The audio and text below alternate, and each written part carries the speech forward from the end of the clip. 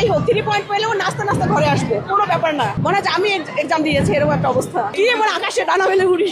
এক সপ্তাহ যাবত আপনার এত টেনশন, খাওয়া দাওয়া বন্ধ, রাতে ঘুমায় না, সারা জেগে থেকে তাহাজ্জুদ নামাজ পড়ে। তা আমি বললাম যে এই নামাজটা তো আগে পড়লে আরো ভালো হতো, বেটার হতো। এখন সময় মতো সে খাওয়া দাওয়া ঘুম সব অস্থির, ওর জন্য আমারও ঘুম অস্থির। মনে হয় আমি এক্সাম দিয়েছি এরকম একটা অবস্থা। সব মিলে আলহামদুলিল্লাহ, মানে এটা আমি ভাষায় প্রকাশ করতে পারবো না।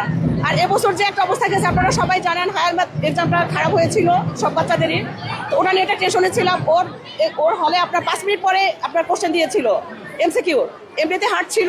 আমার ছেলে নার্ভাস হয়ে গেছিল, এই জন্য মনে করেন যে ও মানে দ্বিধাদ্বন্দ্বে ছিল যে আমার প্লাস আসবে কিনা। আমি ওটা মানে খুব এত চিন্তায় ছিলাম যে মানে এটা ভাষায় প্রকাশ করতে পারবো না, কি মানে আকাশে ডানা মেলে উড়ি। যে তোমার রেজাল্ট যাই হোক 3 পয়েন্ট পেলেও নাস্তা নাস্তা ঘরে আসবে, কোনো ব্যাপার না।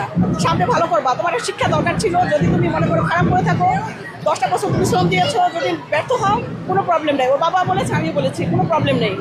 কিন্তু তোমাকে শক্ত থাকতে হবে, সামনে ভালো করতে হবে।